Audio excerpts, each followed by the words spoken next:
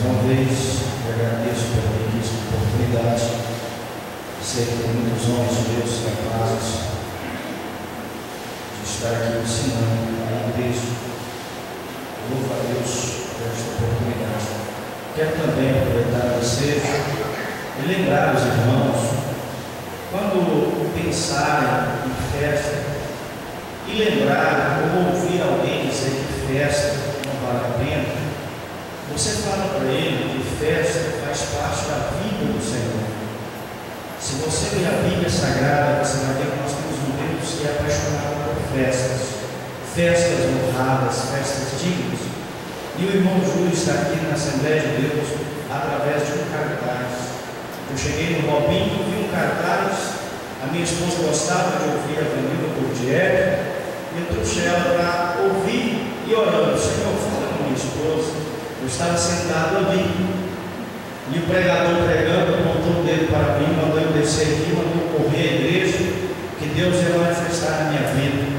E eu saí correndo nesse corredor aí, não sei se o irmão lembra de mim, mas eu acreditei naquela palavra, através daquele cartaz, daquela festa, o nosso coração foi voltado para Quatro Marcos, e muitas outras pessoas que vieram, amém? Então ajude, vamos ajudar. Vamos lutar por esta causa, é uma causa justa. Eu quero convidar os irmãos a abrir a Bíblia no Evangelho de Jesus Cristo, segundo escreveu o evangelista Mateus. O irmão Júlio vai falar algo desconhecido, mas creio que o Espírito Santo colocou em nossos corações algo muito importante. Capítulo 25. Capítulo 25 de Mateus 25. Eu vou esperar todos os irmãos aqui. Quero louvar a Deus pela vida do irmão Léo, que estão ali, pela irmã Ruth. Irmãos, vamos orar por esses jovens. Deus tem grandes coisas na vida deles, como tem na vida de cada um. Amém? Todos encontraram? Amém? Então veio dos céus, será semelhante a 10 virgens, que tomando as suas lâmpadas saíram ao encontro do esposo. 5 delas eram prudentes e 5 loucas. As loucas, tomando as suas lâmpadas, não levaram azeite consigo, mas as prudentes levaram azeite em suas vasilhas, com as suas lâmpadas.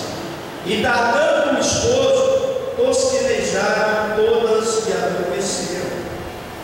Mas à meia-noite ouviu-se um clamor: aí vem o esposo, saia ao encontro. Então todas aquelas, guarde esses detalhes, todas aquelas virgens se levantaram e prepararam as suas lâmpadas.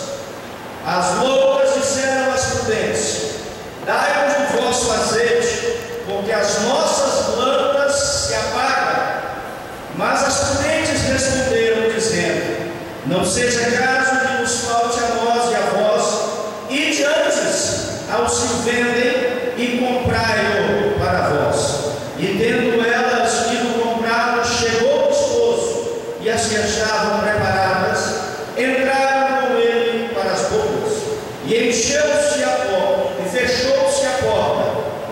E depois chegaram também as outras virgens, dizendo: Senhor, Senhor, abre-nos a porta.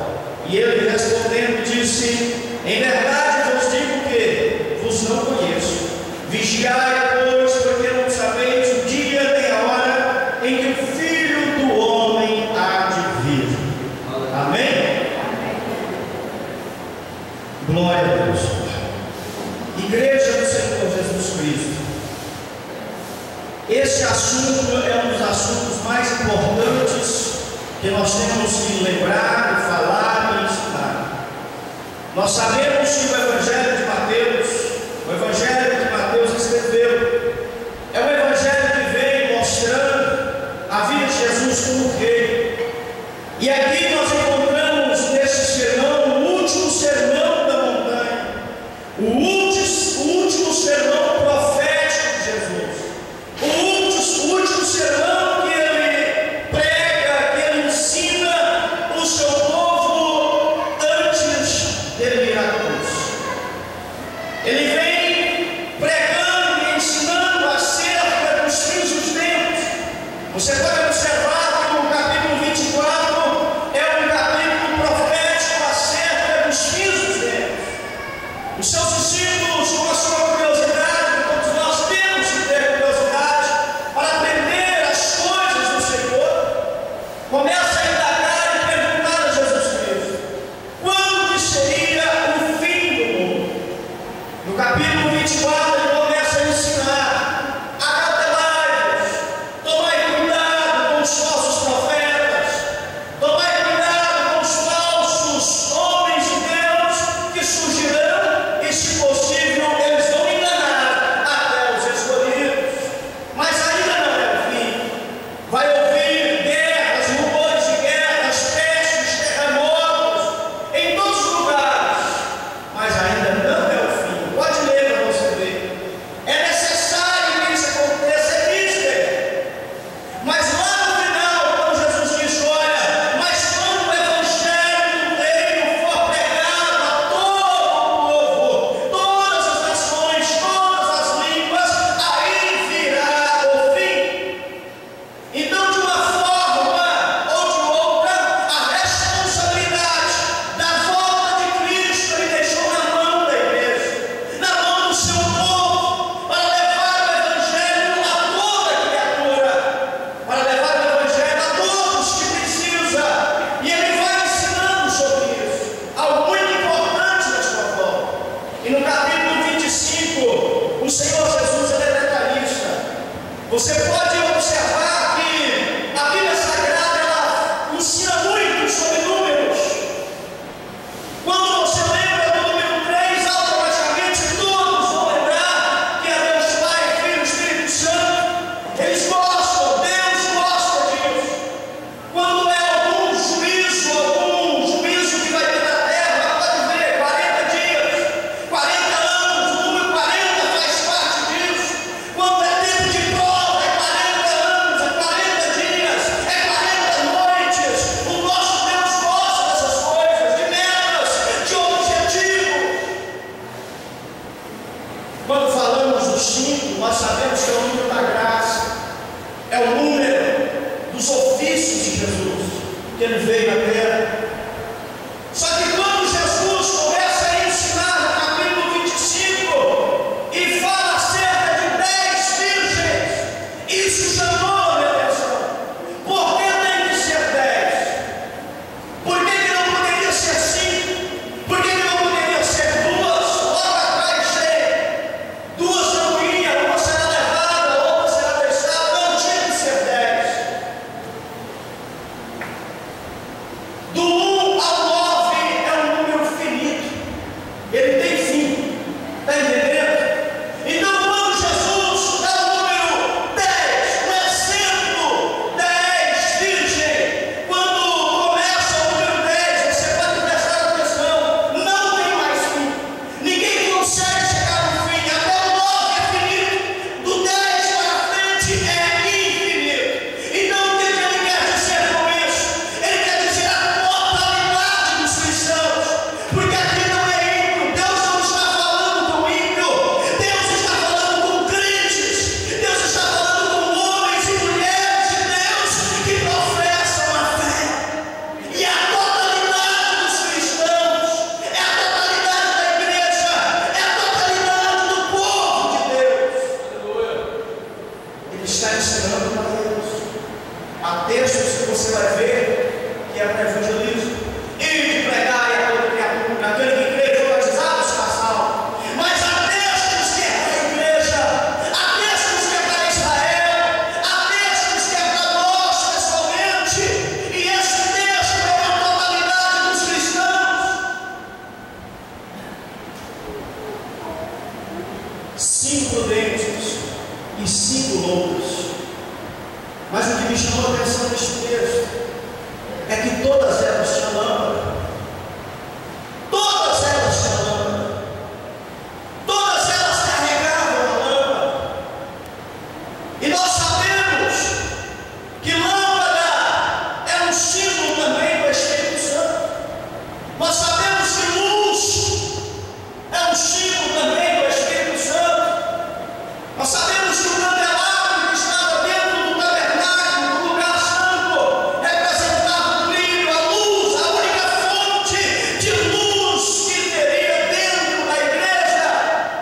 Espírito Santo.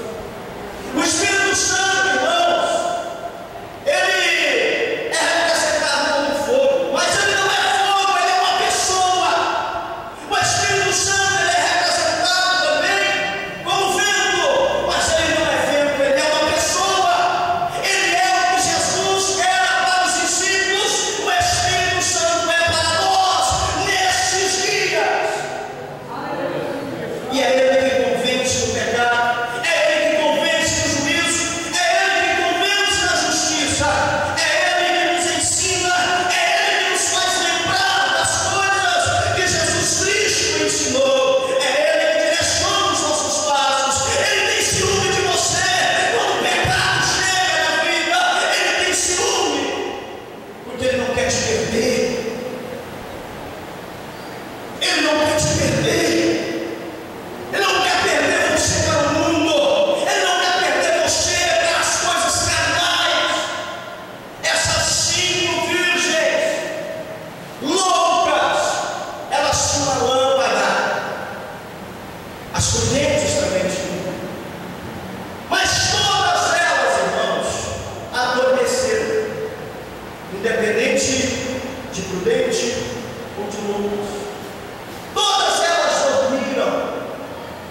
Mas todas elas levantaram.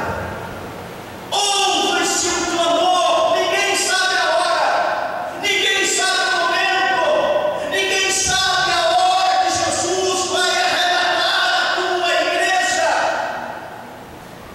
Só que você tem uma decisão dentro do seu coração. Você pode decidir isso. Você decide participar da 5 prudente ou participar da 5 loucas. Você decide. Você que decide viver com Deus, você que decide ser amigo de Deus, você que decide renunciar ao pecado, às falhas, às blasfêmias, às difamações contra o próximo, é você que decide. O diabo não tem poder para mandar ninguém para o inferno. Você não encontra na Bíblia Sagrada, em lugar algum, que Satanás levou alguém para o inferno, mas você encontra, olha a língua. É um pequeno membro, mas ela leva todo o corpo para o inferno. Então faz parte de quem? Satanás não leva. A única base que Satanás tem para trabalhar chama-se carne, chama-se ser humano, chama-se nós. Então a nossa guerra é contra nós mesmos, muitas vezes. Renunciar. Essas virgens loucas, ela tinha as lâmpadas. Sim, elas estavam dentro da igreja, junto com as prudentes, com as lâmpadas. Preste atenção, elas levantavam com as lâmpadas. E você não consegue me provar que as 5 prudentes estavam com a lâmpada apagada. Não estava. Ela estava acesa, mas ia apagando. Então qual é a diferença, irmão? Por que elas ficaram? Se todas eram crentes, trazendo para os dias atuais, todas tinham o Espírito, todas tinham óleo, todas levantaram, todas dormiram, levantaram. Mas teve um momento, irmãos, que a lâmpada foi apagando. Jesus deu exemplo de casamento judaico, aonde as noivas e as amigas da noiva tinham que ir com a lâmpada acesa para o encontro do esposo, e não podia apagar. E por que então que foi apagando? Só faltou uma coisa. Só uma coisa deixou que elas ficassem. Só uma coisinha não deixou que elas subissem ao encontro do esposo. Mas qual foi? O azeite adicional. Todas elas tinham azeite, mas não tinha adicional.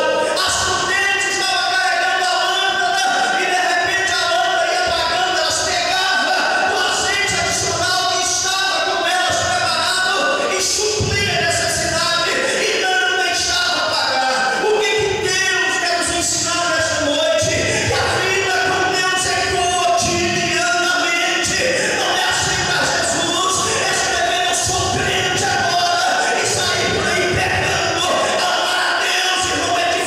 crente, não, eu vou para o culto hoje, a Santa Ceia, eu não vou pecar hoje não.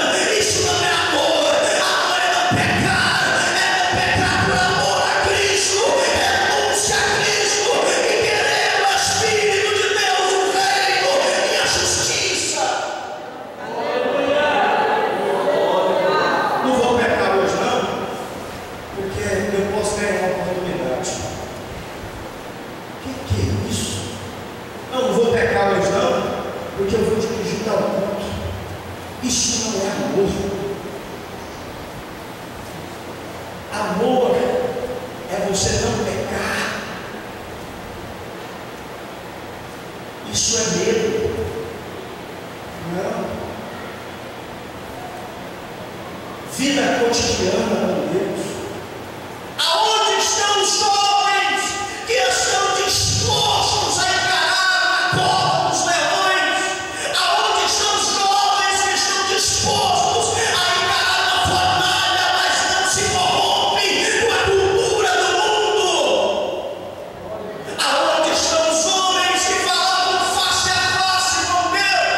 Aonde está Estevão, que o povo não suportou a sua sabedoria, porque o seu rosto estava como um anjo? Mataram. Aonde estão esses homens, essas mulheres que estão dispostos a se entregar a Deus, mesmo que morra por amor ao Evangelho?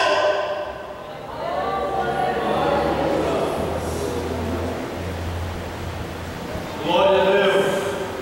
Hebreus 13:13 diz assim: saiamos a Ele, levando o seu filho pé, saiamos a Ele. Ele está lá, Ele não está aqui dizendo vai, não, Ele foi o primeiro a ir na frente, foi o primeiro a sofrer, foi o primeiro a apanhar, foi o primeiro a ser chicoteado, foi o primeiro a ser crucificado, e está esperando nós lá fora para fazer a tua vontade.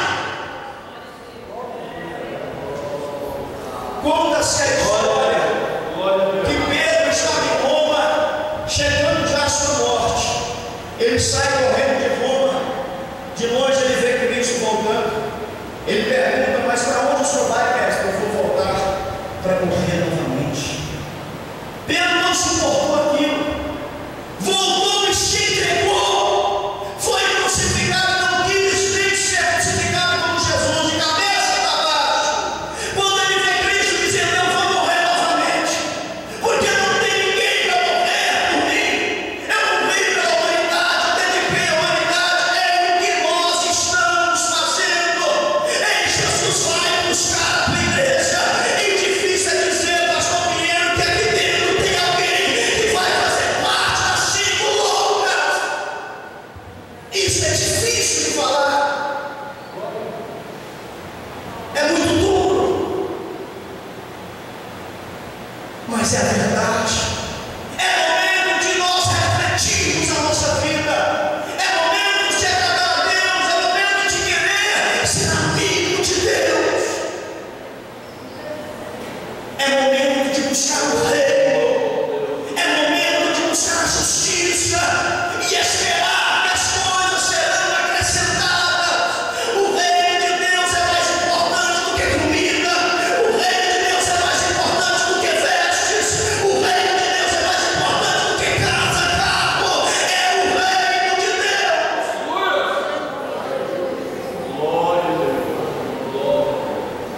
Um dia eu briguei com o irmão: você vai para comer ou bom para viver? Ele falou: eu vivo com Deus. Eu falei: isso é importante. Nós como vivemos.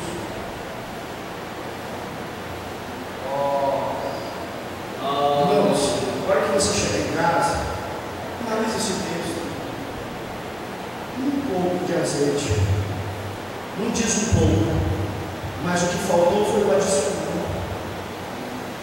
E o que eu achei interessante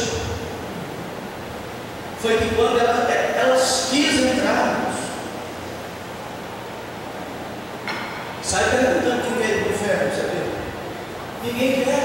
Elas quis ir, elas achou que era capaz de entrar, elas pensou que aquele pouquinho, que aquela lâmpadazinha fraquinha, elas iam entrar.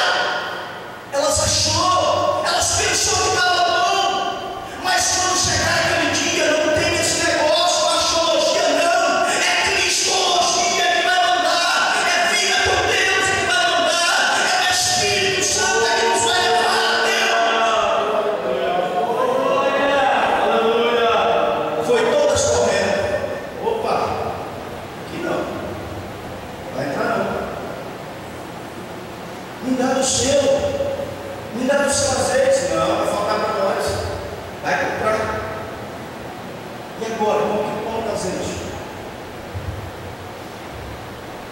Tem como comprar o Espírito Santo? Tem como comprar azeite adicional?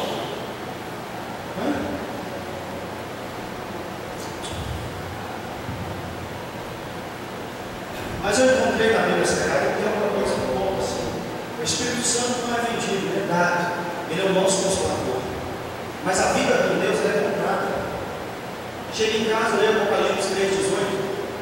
É a igreja do momento, é a igreja do século, é a igreja que nós estamos vivendo hoje. Aconselho que me encontrem ouro provado no fogo, vestes limpas para tampar a vergonha e colírio para os olhos. Comprado. Ali é Jesus, o anjo, dizendo para o anjo da igreja e para a igreja: olha, compre de mim ouro provado.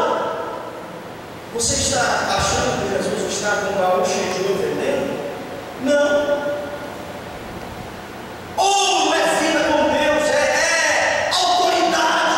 Ouro simboliza a glória de Deus sobre a sua vida.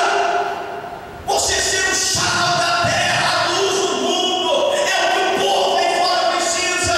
O povo está cansado de carro, de casas. O povo está cansado de ver nós vivendo a vidinha cotidiana. Eles querem ver nós, da igreja, sair um pouco do eixo e valer a pena viver com Cristo. Ouro, ver Deus na sua vida. Eles olharam e falaram: este homem, esta mulher é de Deus. Isso é azeite adicional, porque para isso você tem que renunciar ao mundo, para isso você tem que renunciar aos prazeres, para isso você tem que renunciar aos pensamentos pecaminosos que assolam a nossa mente. Todos os dias você tem que rejeitá-los. Vestes, justiça, pureza, santidade. Deus está levantando nessa terra um povo santo, um povo zeloso de boa obra. Não está na equação da idade, está na sabedoria de Deus, do poder de Deus, da aprovação de Deus. Colírio. Sabe o que Deus quis dizer? Colírio. Para que o crente precisa de colírio? Para quê? Colírio serve para quê? Para os olhos, não é? Colírio. Essa palavra aqui, ela é maravilhosa. Essa palavra aqui, eu costumo dizer que você oferece uma Bíblia para alguém, R$50, nosso Deus, R$50. Vai lá na loja, compra uma calça de 200. Vai crescer. Não é errado, não entenda isso. Eu estou dizendo que isso aqui é mais importante. Eu estou dizendo que isso aqui é absoluto. Eu estou dizendo que isso aqui é a base da fé cristã.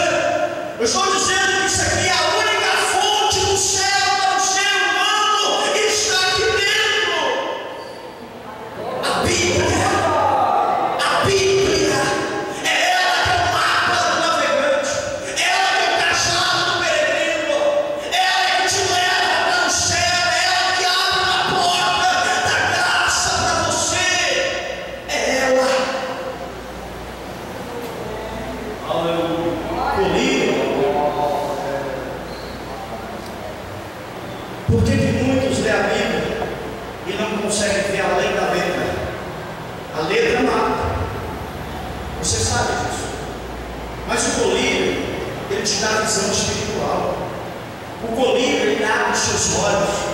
O colírio, quando você vê e lê a Bíblia Sagrada de forma diferente. O colírio, ele te dá revelações do céu. O colírio, ele te faz pensar nas coisas celestes que não são perecíveis. O colírio te ajuda ao dia ir de encontro com o esposo. Porque você não é colírio do óleo. O colírio que você compra de Deus é Bíblia, é vida com Deus, é revelação, é oração. Aí você deixa de olhar outras coisas que não valem a pena, outras coisas que vão te levar ao inferno, outras coisas que vão provar a ira de Deus. Comigo. Mas o que eu achei mais interessante nessa palavra foi que nós temos um Deus.